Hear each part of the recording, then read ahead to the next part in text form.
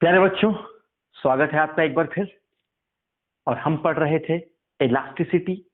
Elasticity में हमने अपने पिछले लेक्चर में मॉड्यूलाई ऑफ इलास्टिसिटी के बारे में देखा है ना। और आज हम ये सिलसिला आगे बढ़ा रहे हैं।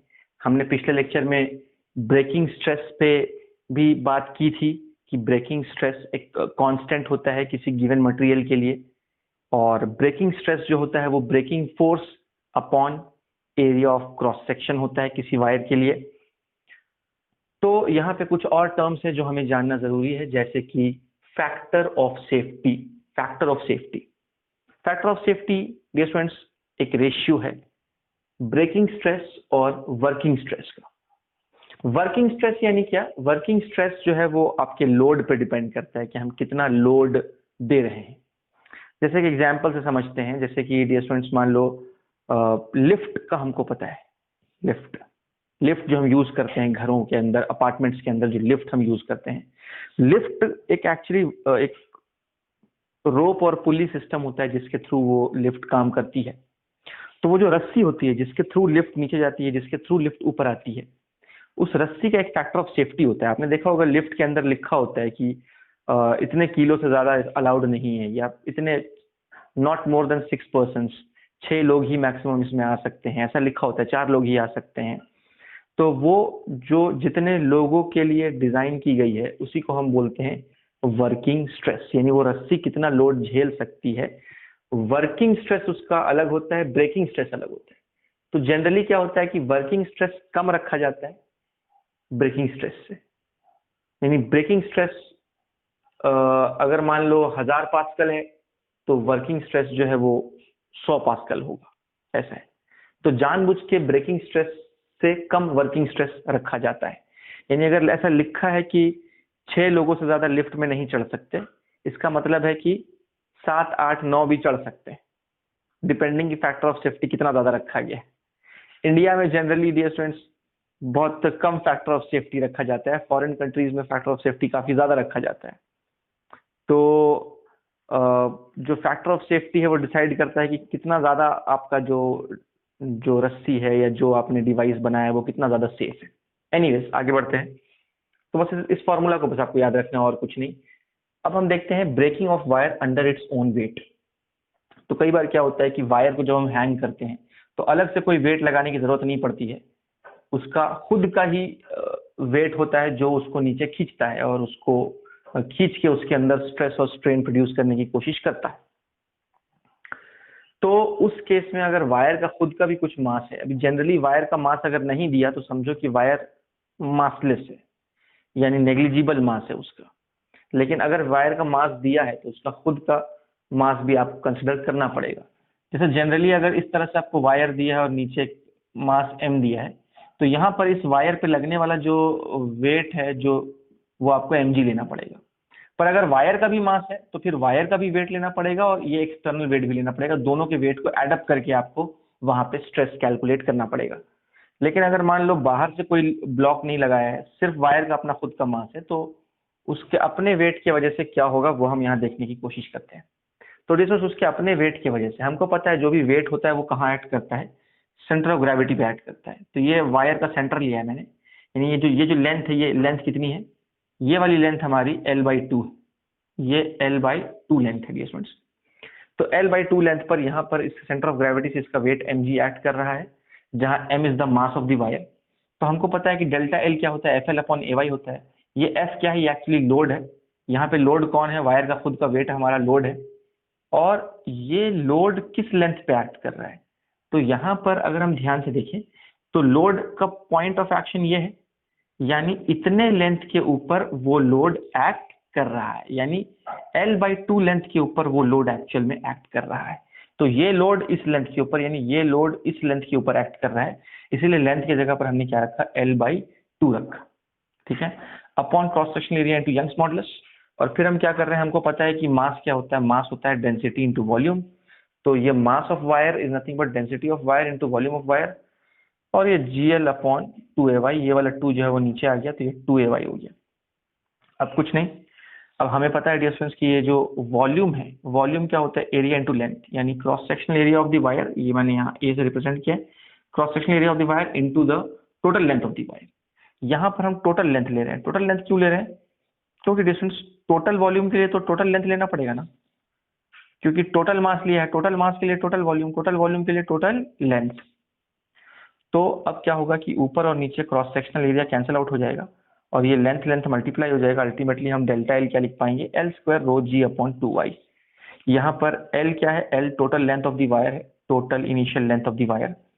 और यहाँ पे रो क्या है, density of the material of the wire, small g आपको पता है, 2 और y आपको पता है, ये Young's modulus of the material of the wire. तो ये डेल्टा एल का एक फॉर्मूला यहाँ से निकल के आ गया। ये एक कॉन्सेप्ट था जो आपको ध्यान में रखना है कि वायर अपने खुद के वेट की वजह से उसके लेंथ में कितना इलॉन्गेशन आ सकता है, L square rho g upon 2y।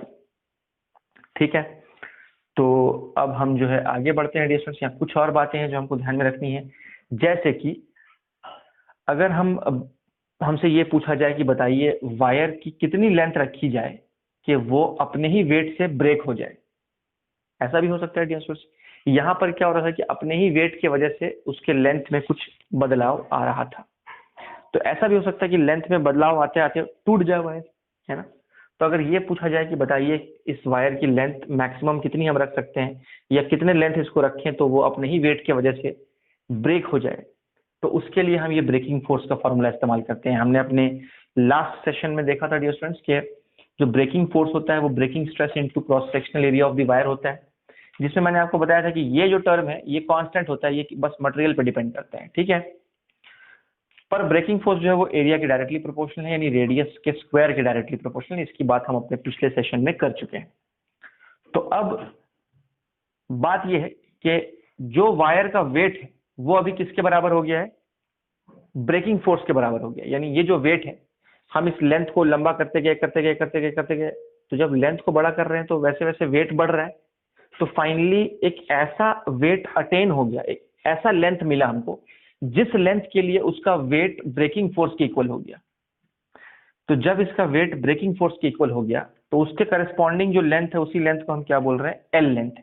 यानी ये एल वो लेंथ है वायर का जिस लेंथ के लिए वो अपने ही वेट की वजह से ब्रेक हो जाएगा। एल वो लेंथ है वायर का जिस लेंथ की वजह से वो अपने ही वेट की वजह से ब्रेक हो जाएगा,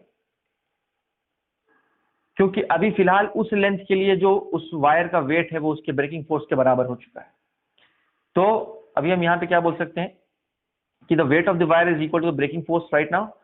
और ये जो मास है, ये मास को फिर मैंने क्या किया, डेंसिटी इंटू वॉल्यूम लिखा है वायर का, और फिर ये वॉल्यूम को फिर से मैंने क्या लिखा है, एरिया इंटू लेंथ लिखा है, area of the wire into that length of the wire which is going to break, है ना।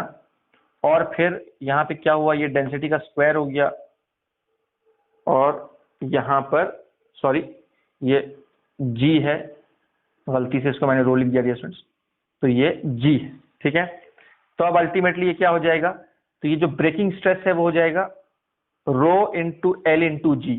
तो वही मैंने लिखा है, breaking stress is equal to L into rho into g.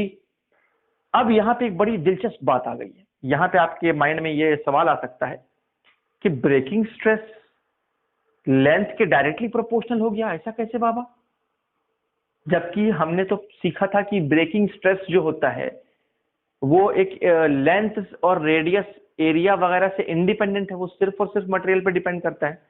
तो यहाँ तो फॉर्मूला देख के ऐसा हमको लग रहा कि ब्रेकिंग स्ट्रेस लेंथ के डायरेक्टली प्रोपोर्शनल हो जा रहा, लेकिन ऐसी बात नहीं है डियर स्टूडेंट्स। ये मैं आपका मिसकंसेप्शन दूर करता हूं।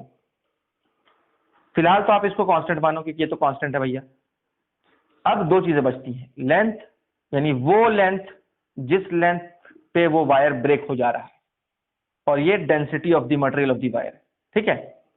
अब देखो डियर स्टूडेंट्स, अगर वायर तुम किसी ऐसे मटेरियल का लेते हो जिसकी डेंसिटी कम है, मान लो वायर एल्यूमिनियम का बना हुआ है, तो अगर वायर ऐसे मटेरियल का है जिसकी डेंसिटी कम है तो उसका ब्रेकिंग लेंथ ज्यादा होगा। ब्रेकिंग लेंथ यानी वो लेंथ जिस लेंथ पे वायर ब्रेक हो रहा है अपने वेट की वजह से, ज्यादा लंबा वायर लेना पड़ेगा ताकि वो अपने ही वेट की वजह से ब्रेक हो जाए। और अगर उस वायर के मटेरियल की डेंसिटी ज्यादा है, जैसे मान लो वो वायर जो है वो आयरन से बना हुआ है या स्टील से बना हुआ है, तो उसकी डेंसिटी ज्यादा है तो उसका ब्रेकिंग लेंथ कम हो जाएगा, यानी कम लेंथ पे ही वो ब्रेक हो जाएगा अपने वेट की वजह से। तो पता ये चला कि ये कम तो ये ज्यादा और ये ज्यादा तो ये कम, such that breaking stress will always remain constant for a given material of the wire. तो ये बात है डिस्टेंस। तो इसका मतलब आपको समझ में आ गया होगा, यहीं से मैंने अगला स्टेप लिख दिया है। तो जो ब्रेकिंग लेंथ है वो breaking stress upon density into small g, ये वो लेंथ है जिस लेंथ के वजह से वो वायर खुद अपने वेट से टूट जाएगा। ठीक है, तो ये भी आप ध्यान में रख सकते हैं, या इस रूप में भी याद रख सकते हो, ब्रेकिंग स्ट्रेस इज एल रो जी। ठीक है डिस्टेंस, तो हम आगे बढ़ते हैं। और मैं आपको जब पिछले लेक्चर में पढ़ा रहा था बल्क मॉडुलस के बारे में, तो वहां पे मैं आपको ये बात बताना भूल गया, तो जो मैं अभी यहाँ पे ऐड कर रहा हूं कि बल्क मॉडुलस के और दो टाइप हैं। अगर हम बात करें गैसेस की डियर स्टूडेंट्स, तो गैसेस के अंदर दो टाइप के बल्क मॉडुलस होते हैं। एक हम बोलते हैं अडायबेटिक बल्क मॉडुलस ऑफ इलास्टिसिटी और दूसरे को हम बोलते हैं isothermal bulk modulus of elasticity. तो आपको इसके बारे में ज्यादा टेंशन नहीं लेना है फिलहाल, बस इसको याद कर लो आप, क्योंकि ये क्रैश कोर्स है। तो क्रैश कोर्स में नो टेंशन व्हाटसोएवर, है ना, बस जो मिल रहा है आप उसको डाइजेस्ट कर लो। ठीक है, तो याद रखना distance, adiabatic bulk modulus of elasticity जो होता है वो गामा इंटू प्रेशर होता है, और जो isothermal bulk modulus of elasticity होता है वो सिर्फ प्रेशर होता है, प्रेशर की इक्वल होता है। ठीक है, जहां पे गामा क्या है, गामा है CP upon CV, specific heat at constant pressure and specific heat at constant volume. ये आपने थोड़ा बहुत केमिस्ट्री में भी पढ़ा होगा।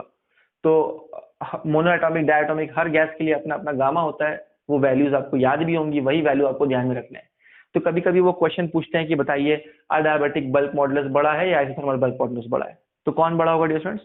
हाँ, जाहिर सी बात है, अडायबेटिक बल्क मॉडुलस हमेशा बड़ा होता है आइसोथर्मल बल्क मॉडुलस से। क्यों? क्योंकि वो गामा इंटू पी है, क्योंकि सीपी हमेशा बड़ा होता है सीवी से, इसीलिए गामा की वैल्यू हमेशा 1 से बड़ी होती है। क्योंकि गामा की वैल्यू हमेशा 1 से बड़ी होती है, इसीलिए something into P will always be greater than P, यानी कि B adiabatic will always be greater than B isothermal. तो इस बात को आपको ध्यान में रखना है। कभी कभी वो रेशियो पूछते हैं कि बताइए बी अडायबेटिक अपॉन बी आइसोथर्मल क्या होगा, तो वो क्या होगा, गामा, क्योंकि पी पी कट जाएगा, है ना। तो इस बात को आपको ध्यान में रखना है, छोटे मोटे क्वेश्चन कभी कभार आ सकते हैं। ठीक है, फिर हम आगे बढ़ते हैं डिस्टेंस। अगला जो कॉन्सेप्ट है वो है थर्मल स्ट्रेस और थर्मल स्ट्रेन का कॉन्सेप्ट है। यानी कि कभी कभार तो ऐसा होता है कि वायर अपने ही वेट की वजह से उसके अंदर स्ट्रेन आने लगता है। ठीक है, स्ट्रेस आ गया, स्ट्रेन आ गया अपने ही वेट की वजह से। कभी ऐसा होता है कि अपना खुद का तो मास नेग्लिजिबल था, लेकिन बाहर से किसी फोर्स या किसी वेट की वजह से, इस वेट की वजह से उसके अंदर स्ट्रेस और स्ट्रेन क्रिएट हो रहा है। तो यहाँ अपने वेट की वजह से स्ट्रेस और स्ट्रेन क्रिएट हो रहा है, यहाँ बाहर से किसी जो लोड की वजह से या किसी फोर्स की वजह से स्ट्रेस और स्ट्रेन क्रिएट हो रहा है। कभी ऐसा भी हो सकता है कि बाहर से कोई फोर्स नहीं है, पर तापमान में परिवर्तन की वजह से, यानी टेम्परेचर चेंज की वजह से उसके अंदर स्ट्रेस और स्ट्रेन डेवलप हो सकता है। जैसे कि ये एग्जाम्पल हम देख सकते हैं, ये मान लो एक मेटल का रॉड है और ये दो फिक्स्ड रिजिड सपोर्ट्स के बीच में अटैच किया हुआ है। ठीक है, अब क्या होता है कि जब हम इसको हीट करेंगे, मान लो समर सीजन आ गया या इसको हीट कर रहे हैं हम, तो ये एक्सपांड करने की कोशिश करेगा। तो इसमें जो स्ट्रेन क्रिएट होगा डियर स्टूडेंट्स, क्या उस स्ट्रेन के लिए कोई फोर्स रिस्पॉन्सिबल है? नहीं, कोई फोर्स रिस्पॉन्सिबल नहीं है। यहाँ पे बस हीट कर रहे हैं हम, टेम्परेचर चेंज की वजह से इसमें जो है वो इलोंगेशन आ सकता है, स्ट्रेन क्रिएट हो सकता है, स्ट्रेस क्रिएट हो सकता है, ये फैलने की कोशिश करेगा। तो यहाँ से जो है इस तरह से रिस्टोरिंग फोर्सेस एक्ट करेंगे, यानी कि स्ट्रेस वहां पे क्रिएट हो जाएगा डियर स्टूडेंट्स। तो इसको गर्म करोगे तो स्ट्रेस क्रिएट हो सकता है, इसको ठंडा करोगे तो स्ट्रेस, ठंडा करोगे तो वो सिकुड़ना चाहेगा, अपनी लेंथ को कम करना चाहेगा। तो जो रिजिड सपोर्ट्स है उसको इस तरह से खींचेंगे अपने ओरिजिनल पोजीशन पे रखने के लिए। तो इन एनी केस, चाहे टेम्परेचर बढ़ाओ चाहे इसका टेम्परेचर घटाओ, दोनों ही केस में इसके अंदर एक स्ट्रेस क्रिएट होगा जिसको हम बोलते हैं थर्मल स्ट्रेस, क्योंकि ये टेम्परेचर के चेंज की वजह से ये स्ट्रेस क्रिएट हो रहा है। तो इस यहाँ जो स्ट्रेन होगा उसको हम बोलेंगे थर्मल स्ट्रेन, यहाँ जो स्ट्रेस होगा उसको हम बोलेंगे थर्मल स्ट्रेस, और यहाँ पे एक फोर्स भी क्रिएट हो जाता है जिसको हम बोलते हैं force due to thermal stress. ठीक है, तो यहाँ जो फोर्स क्रिएट हो रहा है इसको FTH लिखता हूँ, force due to thermal stress. ठीक है, तो आओ देखते हैं इसकी वैल्यूज क्या होंगी। तो जो थर्मल स्ट्रेन है वो डेल्टा L/L तो जनरल फॉर्मूला है, पर थर्मल स्ट्रेन के लिए हम लिखेंगे अल्फा इंटू डेल्टा थीटा। यहाँ डेल्टा थीटा क्या है? Change in temperature of the material है, और ये अल्फा क्या है, अल्फा मैंने यहाँ लिखा है, alpha is the coefficient of linear expansion of the material of that body, यानी ये जो भी बॉडी होगी इसका जो मटेरियल होगा उसके लिए एक अल्फा की वैल्यू होती है जो फिक्स्ड होती है, इसको हम बोलते हैं कोएफिशिएंट ऑफ लीनियर एक्सपेंशन। ठीक है, तो आपको बस इसको बाय हार्ट कर लेना है, delta L by L is equal to alpha into delta theta. तो ये हमारा है थर्मल स्ट्रेन। ठीक है, अब हमको पता है स्ट्रेस क्या होता है, y into strain, stress is nothing but y into strain. तो y into thermal strain will give you thermal stress, thermal stress is y into thermal strain.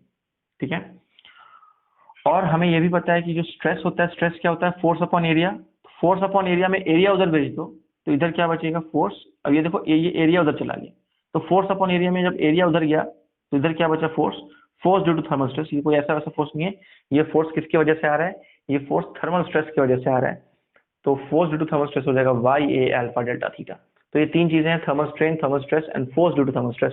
ये तीनों फॉर्मूला आपको याद रखने हैं डियर स्टूडेंट्स।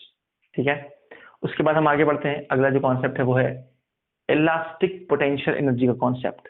यानी जब हम किसी वायर को खींचते हैं, चाहे हम खींचें या कोई लोड उस पे ऊपर लटका दें और वो लोड उसको खींचे, एनीवेज जब भी वायर में कोई खिंचाव पैदा होता है तो उस केस में उसके अंदर जो पोटेंशियल एनर्जी स्टोर हो जाती है, उसी पोटेंशियल एनर्जी को हम इलास्टिक पोटेंशियल एनर्जी बोलते हैं। ठीक है, ये काफी मिलता जुलता है स्प्रिंग पोटेंशियल एनर्जी से। स्प्रिंग को भी खींचने से उसके अंदर भी पोटेंशियल एनर्जी स्टोर होती थी, उससे काफी मिलता जुलता है ये डिफरेंस।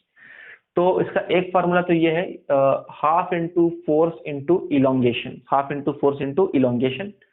और दूसरा फार्मूला जो है वहीं से डिराइव करके आता है, half into stress into strain into volume, half into stress into strain into volume. यहाँ वॉल्यूम किसका वॉल्यूम है, ये वायर का वॉल्यूम है, यानी वायर का cross sectional area into length of the wire, A into L. इसको हम क्या बोल सकते हैं, इसको हम बोल सकते हैं ए इंटू एल। ठीक है, अच्छा जी। उसके बाद हम बात करते हैं एनर्जी डेंसिटी की। एनर्जी डेंसिटी क्या होता है, energy per unit volume, energy stored per unit volume in that stretched wire. ठीक है, तो उसके लिए कुछ नहीं करना, बस ये जो यू है इसको वॉल्यूम से डिवाइड कर देना है। तो वॉल्यूम से डिवाइड करेंगे तो ये गायब हो जाएगा, तो सिर्फ बचेगा half into stress into strain. Such an easy formula, half into stress into strain. ठीक है, और फिर इसको हम चाहे तो प्योरली स्ट्रेन के टर्म्स में भी लिख सकते हैं, और इस फॉर्मूला को हम चाहे तो प्योरली स्ट्रेस के टर्म्स में भी लिख सकते हैं। कैसे, हमें पता है कि स्ट्रेस क्या होता है, वाई इंटू स्ट्रेन। तो यहाँ वाई इंटू स्ट्रेन करोगे तो स्ट्रेन स्क्वायर हो जाएगा, वाई इंटू स्ट्रेन स्क्वायर हो जाएगा, तो half into Y into strain square. ये एनर्जी डेंसिटी को प्योरली हमने स्ट्रेन के टर्म्स में लिख दिया है। और अगर हम चाहें तो स्ट्रेन को स्ट्रेस अपॉन वाई लिख सकते हैं, तो स्ट्रेस अपॉन वाई लिखेंगे तो ये फॉर्मूला प्योरली स्ट्रेस के टर्म्स में भी लिखा जा सकता है। तो ये एक बात हो गई। फिर हम आगे बढ़ते हैं डिस्टेंस। अच्छा, एक बात याद रखो, इलास्टिक पोटेंशियल एनर्जी का जो फॉर्मूला है, वर्क डन का भी वही फॉर्मूला, यानी work done in stretching the wire by this delta L is also half into F into delta L. तो दोनों का फॉर्मूला सेम है, क्योंकि यही वर्क जो है वो पोटेंशियल एनर्जी के रूप में स्टोर होता है वायर के अंदर। फिर हम आगे बढ़ते हैं और हमने बीम वगैरह के बारे में देखा, जिसमें कि हमने देखा कि बीम के अंदर जो है बीम के अलग अलग क्रॉस सेक्शन होते हैं। सर्कुलर क्रॉस सेक्शन हो सकता है, रेक्टेंगुलर क्रॉस सेक्शन हो सकता है। उसके बाद आई बीम के बारे में आपने पढ़ा, ये कुछ थियोरी है। ब्रिजेस वगैरह के बारे में आपने पढ़ा है, ब्रिज के अलग अलग टाइप्स आपने पढ़े, सस्पेंशन ब्रिज, आर्क ब्रिज, ये सारी बातें थियोरी हैं जो मैं आप अभी डील नहीं कर रहा, क्योंकि ये क्रैश कोर्स है। ये थियोरी वाला पार्ट आप खुद ही पढ़ लें डिस्टेंस, बहुत ही ईजी है। मैं सीधा मेन पार्ट पे आता हूँ। मेन पार्ट ये है कि जब भी हम किसी बीम की बात करते हैं तो बीम के अंदर तीन बातें हैं। एक है बीम का डेप्थ, एक है उसका ब्रेड्थ, और तीसरा है लेंथ। लंबाई इज लेंथ एंड चौड़ाई is breadth, but the depth is what, this is depth distance. ठीक है, तो जनरली किसी भी बीम की डेप्थ को ज्यादा रखने की कोशिश की जाती है। क्यों, क्योंकि बीम में सैगिंग होती है। व्हाट इज सैगिंग, सैगिंग की जरा बात कर लेते हैं हम। तो सैगिंग के बारे में मैं थोड़ा आपको बता दूं कि डियर स्टूडेंट्स, जब भी हम किसी बीम की बात करते हैं तो ये सपोज हमारा बीम है, तब होता यह है कि अगर या तो बीम का खुद के वेट की वजह से इसका अपना खुद का वेट होता है, या नहीं तो अगर यहाँ पे कोई तुमने लोड को लटका दिया है तो उसके वजह से क्या होता है कि इसमें सैगिंग क्रिएट होती है। सैगिंग यानी बेंड हो जाना। तो ये बीम पहले तो ऐसा था, लेकिन बाद में ये मैं थोड़ा एग्जैजरेट करके दिखा रहा हूँ। तो ये बाद में ना बीम ऐसी हो जाती है, तो ये बेंड हो जाती है डिस्टेंस, इसी को हम सैगिंग बोलते हैं। तो मान लो इसका जो टॉप सरफेस था वो पहले यहाँ था, बाद में टॉप सरफेस यहाँ आ गया, तो ये कितने से नीचे आ गया, इसी को हम बोलते हैं डेल्टा। डेल्टा यानी सैग, ठीक है। तो आओ देखते हैं ये जो डेल्टा जो है जिसको हम सैग बोलते हैं, वो सैग का फॉर्मूला क्या है। एक रेक्टेंगुलर बीम के लिए फॉर्मूला क्या है, फॉर्मूला ये है delta is equal to W L cube upon 4y B D cube. तो ये डब्ल्यू क्या है, W is the weight of the beam, या तो बाहर से कोई लोड हो सकता है या उसका खुद का वेट भी हो सकता है। तो जाहिर सी बात है वेट जितना ज्यादा होगा सैगिंग उतनी ज्यादा होगी, ठीक है। दूसरा, it is also directly proportional to length का क्यूब, यानी बीम का लेंथ जितना ज्यादा होगा उसकी सैगिंग उतनी ज्यादा होगी। जाहिर सी बात है बीम लंबा जितना होगा ना उसका सैगिंग उतना ज्यादा हो जाएगा डिस्टेंस। लेकिन जो सैग है वो inversely proportional to Young's modulus है। यंग्स मॉडुलस जितना ज्यादा होगा समझो वो उतना रिजिड है, वो बीम उतना हार्ड है वो, तो उसकी सैगिंग उतनी कम होगी, यानी यंग्स मॉडुलस ज्यादा तो सैगिंग कम, ठीक है। अच्छा, और क्या है यहाँ पे, ब्रेड्थ और डेप्थ, ये दोनों चीजें जितनी ज्यादा हो उतना सैगिंग कम होगी, यानी उसकी चौड़ाई और उसकी गहराई जितनी ज्यादा होगी उतना कम सैगिंग उस बीम की होगी, ठीक है। तो बस ये कुछ पैरामीटर्स है जो आपको ध्यान में रखने हैं। सिंपल फॉर्मूला बेस्ड क्वेश्चंस आते हैं अगर आए तो, ठीक है डियर। तो इसी के साथ साथ जो है ये सारी बातें मैंने एक्सप्लेन कर दी हैं, और कुछ छोटी मोटी बातें रह गई डियर स्टूडेंट्स जो हम अभी देखेंगे। आप फिलहाल यहाँ तक अगर कॉपी करना है तो कॉपी कर लें।